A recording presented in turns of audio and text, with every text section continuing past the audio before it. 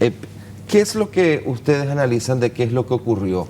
Con esta serie de informaciones que se registraron a través de comunicados, estamos accediendo de lo que ocurrió y también algunas entrevistas de autoridades nacionales, pero que también dicen, como es una empresa privada, no tenemos mucha competencia para indagar más. ¿Qué es lo que creen ustedes que ocurrió?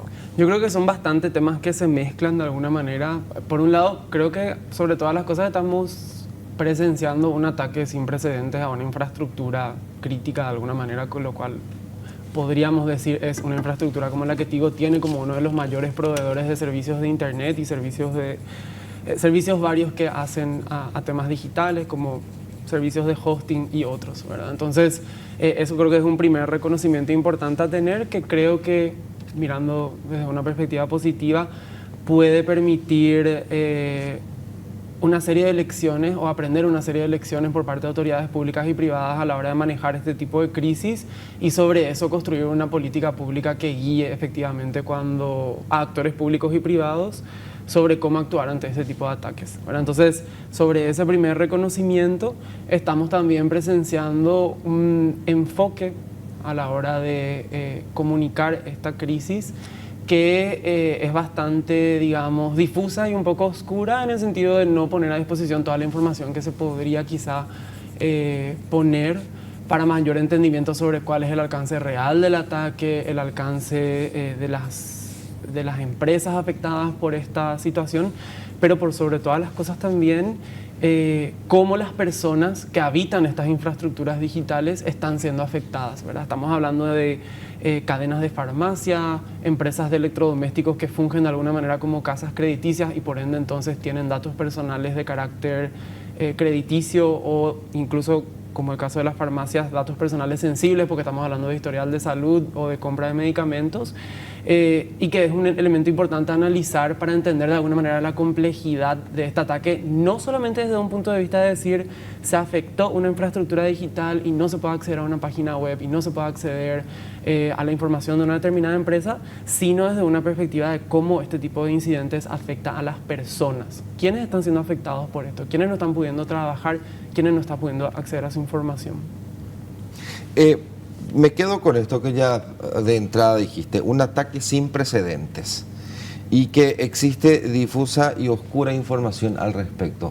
¿Por qué crees que se está dando esa difusa y oscura entrega de información? Yo creo que hay maneras de manejar incidentes, ¿verdad? Hay distintas literaturas que hablan, ¿verdad?, de seguridad por oscuridad o seguridad por transparencia a la hora de manejar una crisis o de poner a disposición un código fuente para que las personas la analicen y sobre eso se pueda determinar colectivamente, por ejemplo, vulnerabilidades de ese código. Entonces creo que de alguna manera acá el enfoque de una empresa multinacional como Tigo, que no creo realmente que sea una empresa, no me viene un poco la palabra, pero que esté, digamos, solamente improvisando, o sea, no me parece que sean improvisados. O sea, su sistema de seguridad no va a ser desprolijo. No, exactamente. Entonces, estamos hablando de una empresa que de hecho cumple con altísimos estándares de ciberseguridad y que sufrieron lastimosamente esta vulnerabilidad. Entonces, yo no creo que sea improvisado la manera en la cual ellos están como haciendo esto. Probablemente es un protocolo interno que tienen sobre cómo lidiar con este tipo de situaciones, pero desde una perspectiva de derecho, desde una perspectiva de una ciberseguridad más amigable con toda la ciudadanía a través de una mayor transparencia de la información, creemos un poco desde TEDIC que falta un mayor grado de disponibilidad o de disponibilización de la información sobre la crisis, tanto a las partes afectadas como a la ciudadanía en general, porque no estamos hablando de cualquier servicio, estamos hablando de un servicio que afecta a millones de personas y que por ende merece también un mayor grado de escrutinio y atención pública también, ¿verdad? Cuando decís escrutinio, esto no solamente requiere la intervención del Poder Ejecutivo. ¿Crees que el Ministerio Público deba intervenir para una investigación? Yo creo que en estas cuestiones legales los abogados pueden hablar mucho más sobre qué tipo de rol puede tener el Ministerio Público u otros órganos judiciales, pero lo que sí me parece, y que creo que está yendo a uno de los puntos centrales de nuestra preocupación, es de que nosotros vemos de que actualmente todavía en Paraguay existe un marco legal ineficiente o insuficiente a la hora de tratar las temáticas digitales, ¿verdad? Entonces, TEDIC desde hace años plantea la necesidad de una ley de protección de datos personales que justamente vendría a equiparar las líneas de base o establecer pisos mínimos de seguridad sobre cómo se construyen bases de datos que tienen datos personales, como los probablemente parte de la infraestructura que fue afectada en este ataque, como también otras importantísimas normativas y planes que tienen que regir en el país y que actualmente no tenemos, como por ejemplo un Plan Nacional de Ciberseguridad.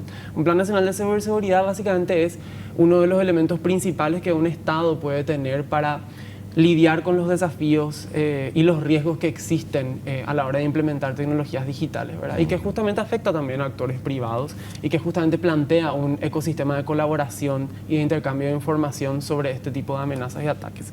Entonces, un primer análisis es ese. Y un segundo análisis, que va más conectado a lo que vos decís, es que existan esas normativas y esos planes es importante, pero también tienen que ir asociados a, bueno, sanciones si es que no se cumplen ciertos estándares. En este caso no estamos sabiendo si efectivamente se cumplieron todos los estándares o hubieron ciertas omisiones que hicieron de que esta vulnerabilidad sea explotada y por ende el sistema haya sido secuestrado.